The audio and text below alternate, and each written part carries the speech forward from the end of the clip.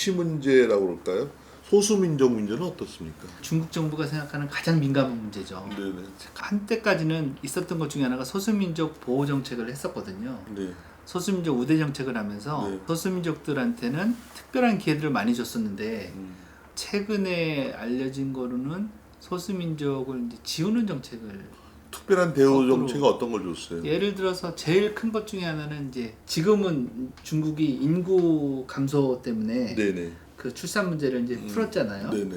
그런데 과거에 일자녀 정책만 쓸 때 아. 그때도 소수민족들은 예외였어요. 코리안 차이니스 조선족 같은 나라는 마찬가지로 예외로 한다. 예외였거든요. 그래서 소수민족들은 대학 입학, 우리식으로 하면 수능 시험이 이제 까오카오라고 있는데요. 서울대학교, 지방학교가 몇 개 들어가게 하는 예. 그런 식으로 준다는 분. 그렇죠. 그리고 이제 그 성적이 똑같지 않고 낮은 성적임에도 불구하고 소수민족은 들어갈 수 있거나 네.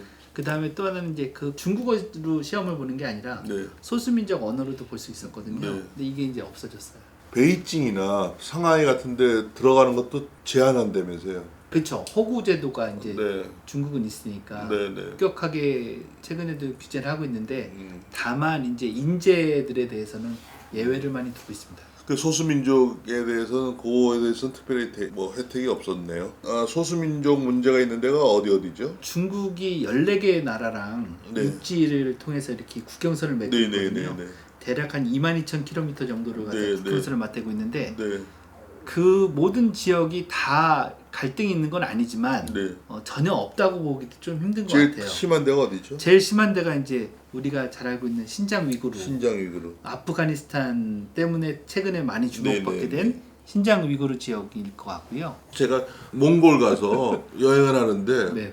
가이드가 네. 중국은 싫어하고 러시아는 좋아해. 네. 그래서 가이드가 뭐 설명하다가 레닌 선생님이 말씀하시기를 얘기 깜짝 놀랐어요. 중국은 소수민족으로 태어나면 죽을 때까지 끝까지 자기가 그 소수민족으로 이제 신분증에 나타나느냐 그게 아니고 아니에요? 예, 전환할 수 있습니다. 자기 희망에 따라서. 아, 희망에 따라서. 예.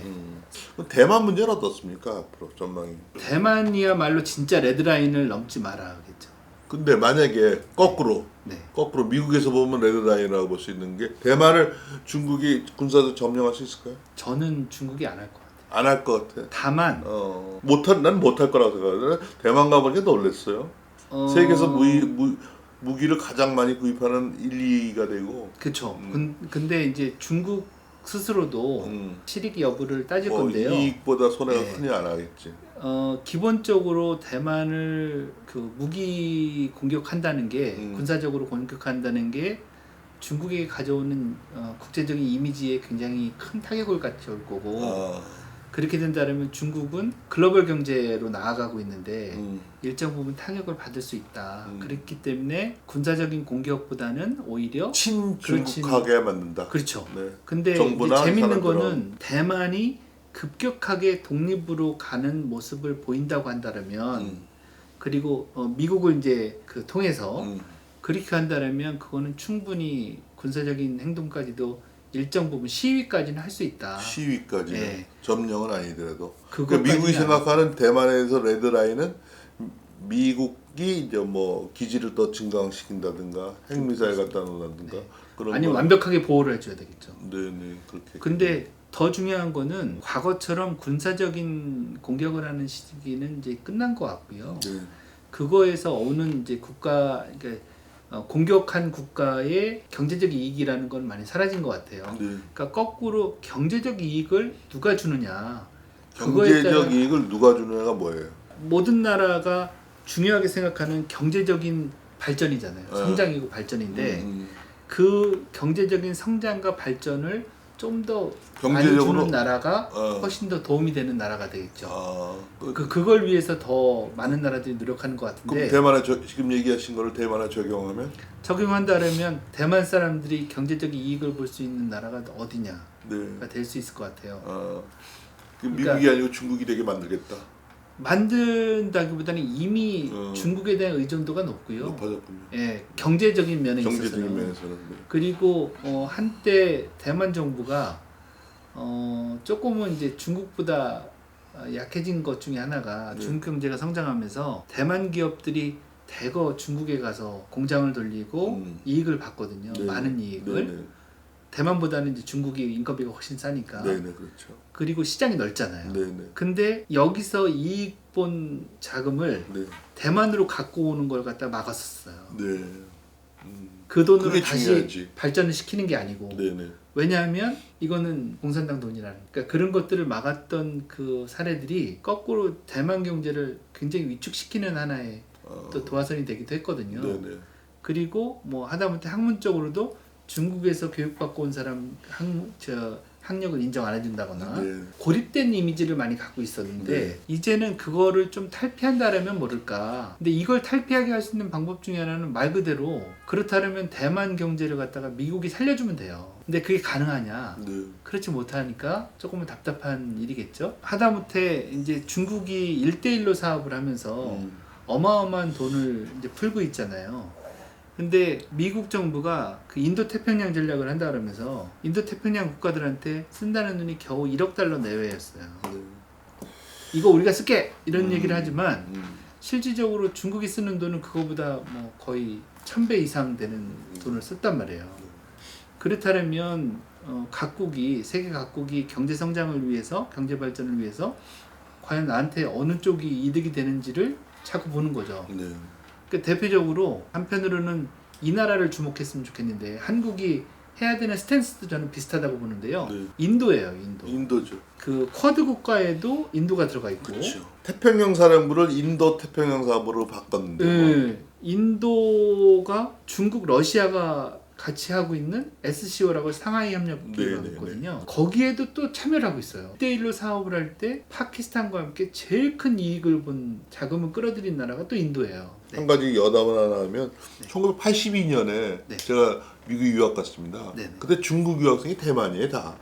그때 다 대만이에요. 네네. 그다가 이제 그랬죠. 90년대 초에 제가 끝날 때 보면 제가 한 10년 있었는데 그때는 이제 중국 사람들이 많이 와서 1대1로 얘기를 좀 조금 하고 싶은데 네네. 1대1로 사업의 중간 평가가 어떻습니까? 초창기에는 굉장히 활력을 갖고 시작을 했고 또 그만큼 자금 지원을 크게 했다. 1대1로 이제 연선에 있는 국가들이 굉장히 환영하는 제스처를 많이 취했거든요. 그리고 이게 어떻게 보면 새로운 무역에 큰 도움을 줄 수 있을 거라는 생각들을 해온 게 사실이고 네. 지금까지 이렇게 추진하고 있는데 조금 이 1대1로도 약간은 정체기를 맞고 있는 것 같아요. 그리고 앞으로 1대1로 사업이 과거처럼 그런 어마어마한 자금을 투입하는 거는 조금 어렵지 않을까? 중국에서는 이게 시작했는데 네. 덫이 아닙니까? 덫? 이게 생각한 것처럼 덧치기도 하고 네. 또 하나는 긍정적인 아까 면도 있어요. 그렇죠. 소수민족 문제와 관련해서 이게 굉장히 중요하거든요. 네네. 그러니까 중국이 경제적인 팔로를 위해서도 1대1로를 한 것도 있지만 네.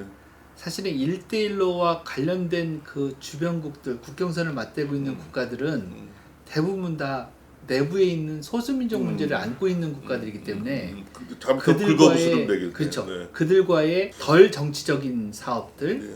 경제적인 교류 협력, 민족 문제로부터의 좀 그 차단 작업 네. 이런 것들이 조금 필요했다고 저는 보이거든요. 네. 그리고 그들 나라 주변국들과의 평화적인 체제와 안정 그런 측면에서 1대1로가 굉장히 중요했었는데 1대1로 사업과 관련해서 들어가는 자금들이 AIIB라는 아시아 인프라 투자은행을 통해서 일정 부분은 활용을 하려고 했는데 실제로 이걸 못하고 있거든요. 가성비가 없어진 거 아닙니까? 중국이 부담해야 되는 게 이제 그만큼 커진 거죠. 네.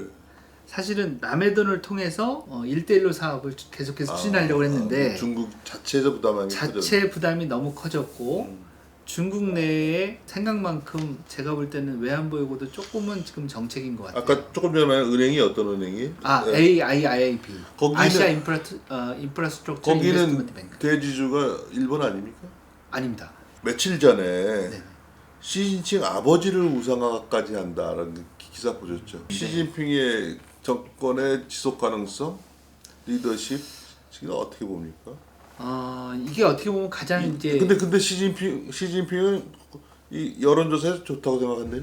이제 우리가 생각할 때 여론조사가 거기도 믿을 게 못 중국이 되겠지만 사회주의 국가라는 거를 어떤 때는 감안해야 되고요. 감안을 해야 되는데 어떤 때는 경제적인 얘기할 때는 사실은 사회주의와 많이 동떨어진 측면도 있거든요. 네네네. 근데 그런 부분들은 사회주의를 자꾸 얘기하고 네. 우리가 평가할 때 네네. 정치적인 얘기를 할 때는 또 약간 좀 자본주의 국가들 내지는 시장 경제 체제에 있는 국가들의 모습을 왜 안 하냐라고 네. 자꾸 하거든요. 근데 중국은 기본적으로 사회주의 국가이기 때문에 사회주의 시장 경제를 추구하고 있고 그래서 네. 기본적으로 사회주의 중국 공산당이 지배하는 사회에서 100% 완벽한 여론조사를 했다라는 거는 조금은 의문이 제기되죠. 시진핑 체제가 언제까지 가요? 이건 진짜 제일 어려운 질문을 하셨는데요. 네네네. 영구 집권도 가능은 한데 네. 가장 중요한 거는 시진핑 정부가 영구 집권할 수 있는 발판을 인민들로부터 얻어야 되거든요. 그쵸. 아무리 그래도 네네. 공산주의 사회. 3년인까지는 갈 것 같아요. 3년은. 근데 3년임을 완벽하게 다 수행할 수 있느냐 없느냐는 또 하나의 문제일 것 같은데요. 네. 기본적으로 그러려면 경제가 완벽하게 뒷받침이 돼야 되고 네. 그러고 시진핑 정부가 뭔가 성과를 얻어줘야 되고 아까 말씀드렸던 것처럼 일자리 창출, 실업률이 굉장히 안정적으로 잡혀야 되고 그리고 무엇보다도 지금처럼 어려움이 가중될 때 인민들과 함께 한다는 모습을 자꾸 보여야 되거든요. 근데 교수님 말을 거꾸로 하면 그래도 3년 이상은 못 간다는 거 아니에요? 3년 이상을 못 가는 게 아니라 3년이면 간다. 3년이면 언제까지? 22년이에요? 그러니까 중국이 기존에는 5년제거든요. 네네. 한 번 임기가. 네. 5년 지금 이제 두 번째 임기가 거의 끝나가고 있어요.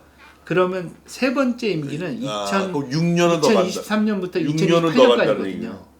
그렇죠. 만약에 6년은 더 가. 6년은 갈 수 있다. 6년을 갈 수 있다로 일단은 보이는데 그럼 대단한 문제는 거네요. 저는 2025년이 될 것 같아요. 28년까지는 안 가더라도 2025년이 중국에게 굉장히 중요한 기로가 될 것 같고. 그 왜 그렇죠? 지금 상태로 본다면 중국이 일정 부분은 일자리에도 좀 문제가 생길 수 있고. 그때쯤. 예. 그리고 급격하게 인구 감소에 따른 문제가 이제 발생이 시작이 될 거고. 그리고 경제가 아까 말씀드린 것처럼 약간 정책이 있기 때문에 충분히 한번 쇼크가 올 수 있다. 그 위기 쇼크를 넘기면 2028년까지 가지만 뭐 그쵸. 2025년까지는 일단 갈 것 같다. 맞습니다. 그리고 또 하나는 중국의 이제 경제 위기는 일정 부분은 경제 자체보다는 정치나 사회의 이제 불안정성 때문에 올 확률은 더 높거든요. 과거에도 있었던 것처럼 내지는 홍콩 사태와 관련해서도 저희가 좀 봐야 될 것 중에 하나가 뭐냐면 실업률 문제예요. 네. 제가 굉장히 이제 실업률을 굉장히 강조하는 저는 스타일인데 네. 기본적으로 저는 사실은 중국 경제를 굉장히 낙관론적으로 보던 사람인데 제가 최근에 작년부터 조금은 바뀐 거예요. 시그널이 너무 안 좋아서. 근데 실업률은 너무 많으면 뉴딜처럼 이렇게 정부에서 일자리를 만들 수도 있잖아요. 만들 수 있죠. 만들 수 있는데 그게 개발할 때는 엄청 많을 테고 이제 돈이 인민 또 문제이네. 그거를 받아들이는 인민들이 만족할 수 있는 일자리냐가 중요하겠죠. 네. 그러니까 그런 안정적인 일자리를 주는 것과 아닌 거, 네. 고소득의 일자리를 주는 것과 아닌 거에 차이가 많이 생길 수 있기 때문에 최근에 공동부유로 나오는 것도 일정 부분 양극화가 너무 심해진 거에 대한 부유론. 네. 그것도 일정 부분 양극화를 갖다 해소하기 위한 노력 때문에 그렇거든요.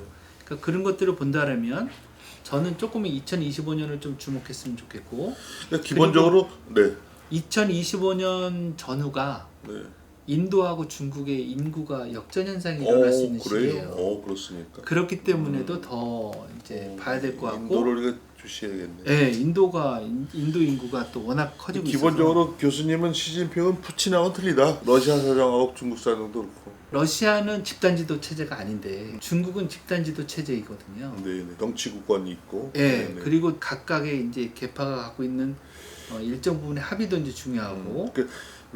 제가 뭐 시진핑 체제, 시진핑 하지만 그래도 기본적으로는 중국은 집단 지도 체제다. 집단 지도 체제를 시진핑 유지하고 혼자 맘대로 할 수 없는 것도 많다. 그 말씀이겠죠? 과거보다는 시진핑의 권력이 굉장히 이제 집중화가 일어난 건 사실이다. 네.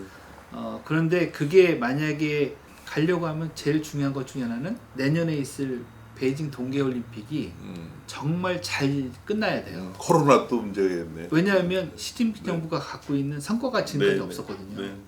그렇기 때문에 시진핑 정부는 네. 그거에 대해 좀 그 강조를 할 알겠습니다. 거고 중국의 안정성 문제도 경제 이슈는 크지만 네. 경제 때문에 오는 위기는 사실은 조금은 적어요. 네. 근데 정치 사회적인 변동 요인 때문에 올 수 있는 확률은 조금 더 높다. 그게 여실하게 보여준 게 우한 코로나19 터지고 나서 시진핑 정부가 너무 늦게 갔다. 그것 때문에 민심이 일정 부분은 동요가 일어나고 있다라는 네. 측면들을 좀 주목할 필요가 있죠. 저희가 마무리할 시간이 됐는데요. 제가 이제 추가로 한 두세 가지 여쭤보고 마무리하겠습니다. 우선 아까 교수님 좀 말씀하셨는데 헝다그룹 사태에 있어서 회의적인 파장에 대해서 조금 더 설명을 해주시죠. 중국 헝다그룹의 이제 해외 투자자들이겠죠. 네. 그런 분들이 이제 제일 불안한 거죠. 불안한 것 중에 하나는 그 돈이 지방 정부의 자금 지원으로 간다거나, 네.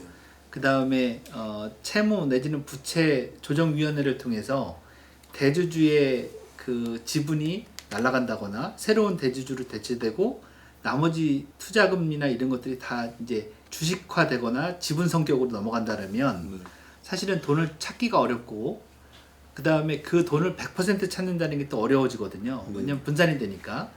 그렇게 되면 50% 내외도 찾기가 어렵게 되는 측면들, 그런 부분들이 어떻게 보면 해외에서 볼 수 있는 가장 부정적인 영향이 될 것 같고요. 네. 그분들이 생각할 때는 이제 헝다그룹이 얼마나 정상화되느냐, 네. 이걸 계속해서 바라는 측면이 있을 거다라는 생각이 들고 있습니다. 네. 그리고 이제 아무래도 부동산 경기 전반으로 간다라면 중국 부동산 시장에 대한 투자 위축이라든가 해외에서의 투자 위축 같은 것도 일정 부분 볼 수는 있지만 그렇지만 중국의 부동산 투자 열기는 양극화돼 있어서 충분히 발전 가능성이 좀 넓다. 그렇게 본다면 쉽게 그들이 중국 시장에 대한 매력으로부터 탈피하기는 어렵다라는 생각이 들고 있습니다. 네, 아까 교수님이 중국 내 소수민족에 대한 우대 정책 같은 거, 네네. 뭐 언어를 사용하게 한다든가 그런 게 있지만 실질적으로는 중국의 한족에 동화할 수 있는 정책을 많이 쓴 것 같아요, 그렇죠? 그렇죠. 교육이라든가 이런 걸 생각하고 어떻게 보면 1대1로 이런 것도 이제 스스로 문제점도 있었지만 자기 주변 국가들에 대해서 한족에 대해 동화 정책 비슷하게 세계화 정책이라 그럴까요? 뭐 미국이 하듯이 뭐 그런 면이 있지 않았는가? 실질적으로 소수민족을 어떻게 동화 정책을 썼는지 좀 예를 들어서 한번 설명을 해보시죠. 가장 큰 것 중에 하나는 이제 한족들의 이주겠죠. 한족의 이주, 소수민족 고유 언어도 쓰지만 중국어를 사용하게 하는 거, 이런 것들이 가장 큰 이제 동화 작업 중에 하나겠죠. 그리고 네네. 그들이 어떤 교육을 받고 고등교육을 받으면 받을수록 사실은 중국어의 사용은 필요한 거고. 네. 그래야지만 본인이 출세하거나 신분 상승을 위해서는 소수민족으로 남기보다는 오히려 한족으로 전환하는 게 훨씬 유리해지는 측면들을 돌이켜본다면 충분히 소수민족에 대한 한족화, 동조화는 충분히 많이 이루어지고 있었다. 그 소수민족 위구르나 신장 이런 데서 네네. 실질적으로 감시 체제 같은 게 있나요? 일부 언론에서는 이제 그런 것들이 나타나고 있어요. 네네. 그러니까 그런 게 있다라는 얘기도 하고 있는데 네네. 또 전반적으로는 그렇지 않다라는 얘기들도 있어서 네네. 제가 이렇게 단언하기는 좀 쉽지 않은 것 같습니다. 겁니다. 쉽지 않은데 얘기나. 다만 이건 있죠.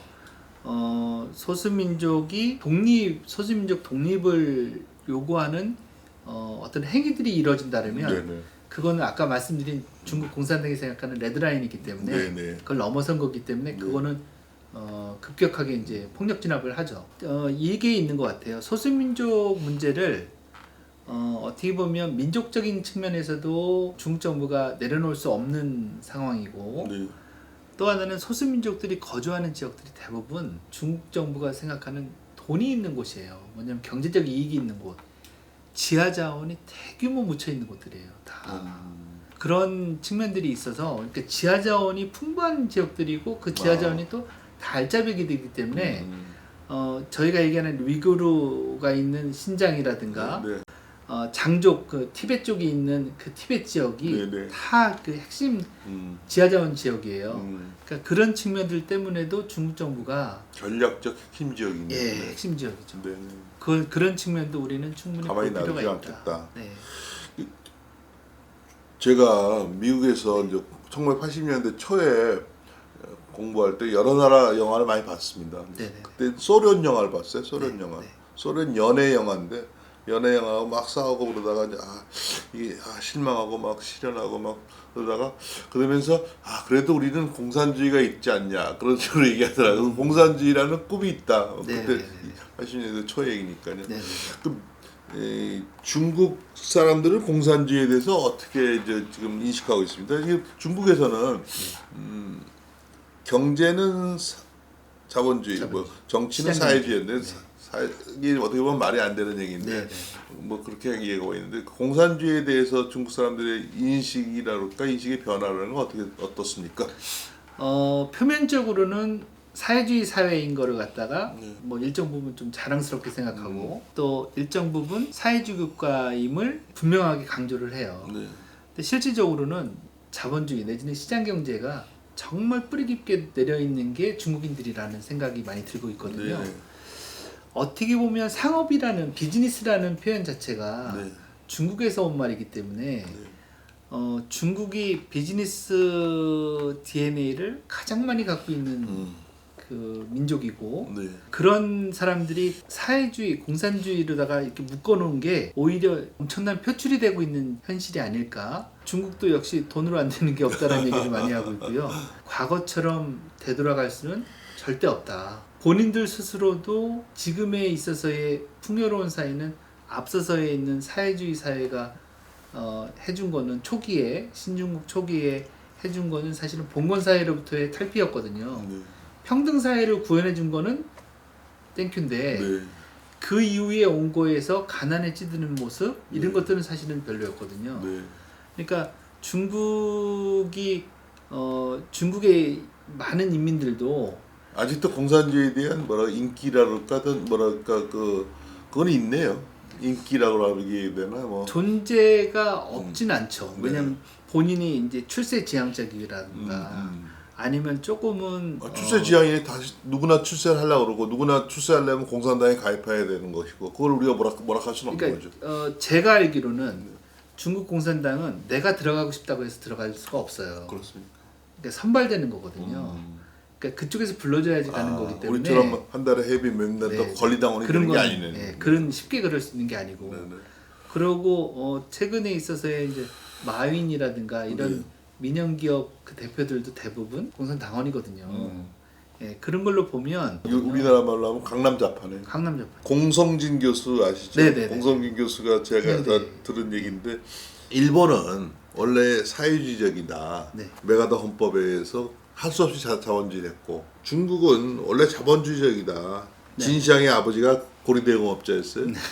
그렇듯이 자본주의적이었는데 이제 공산주의 혁명이 나서 공산주의이기 때문에 이게 만약 거꾸로 됐으면 어떻게 이제 세상이 바뀌었을지도 모른다는 얘기라는 게 교수님이 조금 전에 그런 얘기를 하니까 하여튼 교수님 오늘 장시간 감사합니다. 네, 고맙습니다. 감사합니다. 고맙습니다.